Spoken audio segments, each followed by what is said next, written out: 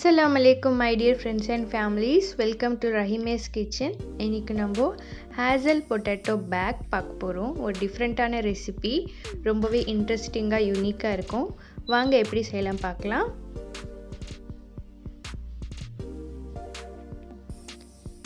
First இந்த மாதிரி நீட்டான ஷேப் லாங் ஷேப்பான பொட்டேட்டோஸ் எடுத்துக்கோங்க. நீங்கள் ஆப்ஷனல் சீவணுன்னா கூட சீவிக்கலாம், இல்லைன்னா கூட நீங்கள் அப்படியே பண்ணலாம். நான் இப்போ வாஷ் பண்ணி சீவி வச்சுருக்கேன். ஸோ ஃபஸ்ட்டு இந்த மாதிரி ஒரு குட்டி குட்டி ஸ்லைஸாக கிட்ட வச்சு நீங்கள் கட் பண்ணிக்கோங்க. இதில் உங்களால் எவ்வளோ தின்னா முடியுமோ அவ்வளோ தின்ன நீங்கள் கட் பண்ணிக்கோங்க.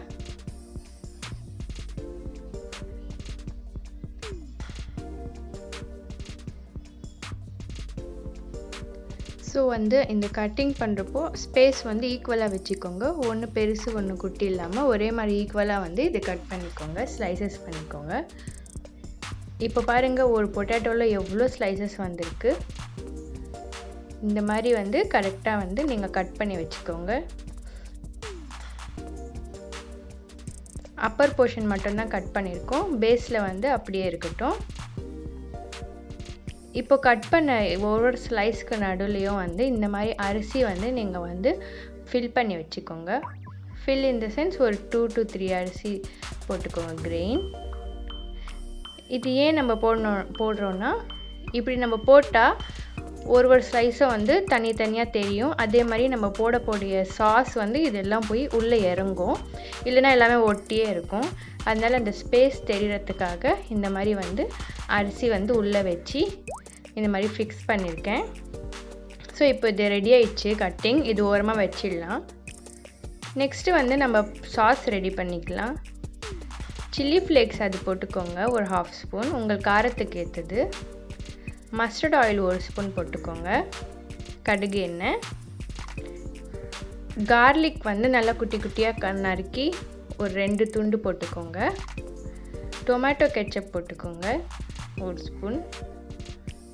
சோயா சாஸ் ஒரு 1/2 ஸ்பூன் போட்டுக்கோங்க. Red chilli sauce 1/2 spoon. Green chilli sauce 1/2 spoon. அப்புறம் கார்ன்ஃப்ளவர் இருக்கு இல்லையா, அது ஒரு 1/2 ஸ்பூன் தண்ணியில் கலக்கி போட்டுக்கோங்க. உப்பு ஒரு 1/2 ஸ்பூன் போட்டுக்கோங்க. இது நல்லா மிக்ஸ் பண்ணிக்கோங்க. ஸோ நம்மளுடைய சாஸ் இங்கே ரெடி ஆயிடுச்சு. இந்த சாஸ் தான் நம்ம பொட்டேட்டோ மேலே போர் பண்ணி, அதாவது பொட்டேட்டோ மேலே போட்டுட்டு நம்ம ஃப்ரை பண்ண போகிறோம். ஸோ இப்போ இது நல்லா மிக்ஸ் ஆகி வந்துடுச்சு. இந்த மாதிரி கன்சிஸ்டன்சி தான் நம்மளுக்கு தேவை, ரொம்பவும் தண்ணியாக பண்ணிடாதீங்க. இப்போ ஒரு பொட்டேட்டோவும் எடுத்து நான் இந்த மாதிரி மேலே போட்டு ஒரு ஸ்லைஸ்க்குள்ளேயும் அந்த சாஸ் போய் இறங்குற மாதிரி இது நல்லா நீங்கள் மேலே போர் பண்ணிக்கோங்க.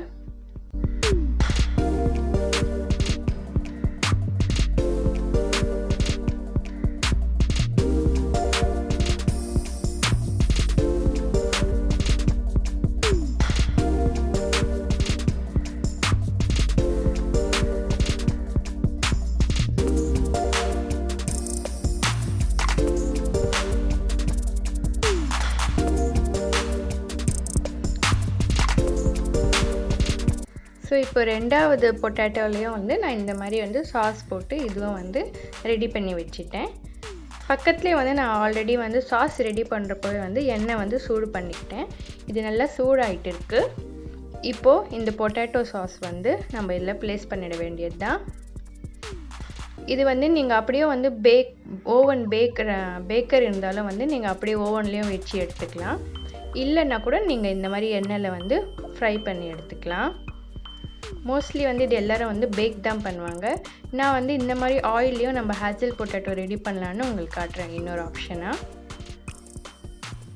ஸோ 10 மினிட்ஸ்க்கு அப்புறம் இதை நான் ஃப்ளிப் பண்ணி இன்னொரு சைடும் நல்லா ஃப்ரை பண்ணிக்கிட்டேன். இது நல்லா கிறிஸ்பியாக ப்ரௌனாக ஆகிற வரைக்கும் இது ஃப்ரை பண்ணிக்கோங்க. பாருங்கள் எவ்வளோ நல்லா கிறிஸ்பியாக ப்ரௌனாக வந்திருக்கு. ஸோ பொட்டேட்டோ நல்லா குக் ஆகிடுச்சு. இப்போ இது அழகாக எடுத்து பிளேட்னிங் பண்ணிட வேண்டியது தான்.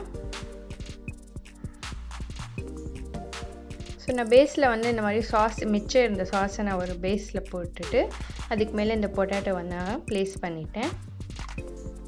இதுக்கப்புறம் சில்லி ஃப்ளேக்ஸ் நீங்கள் மேலே இந்த மாதிரி கார்னிஷ் பண்ணிக்கலாம்.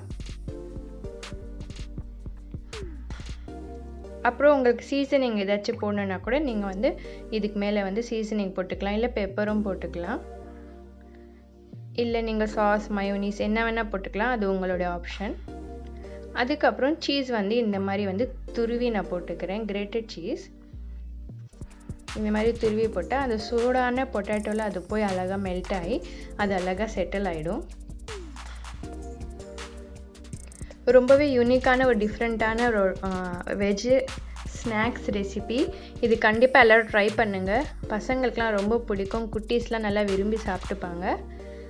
இந்த ரெசிபி ட்ரை பண்ணி எனக்கு சொல்லுங்கள். பிடிச்சிருந்தா லைக், ஷேர், கமெண்ட், சப்ஸ்கிரைப் பண்ணுங்கள். அதே மாதிரி ஃபேஸ்புக், இன்ஸ்டாலையும் என்னை ஃபாலோ பண்ணுங்கள்.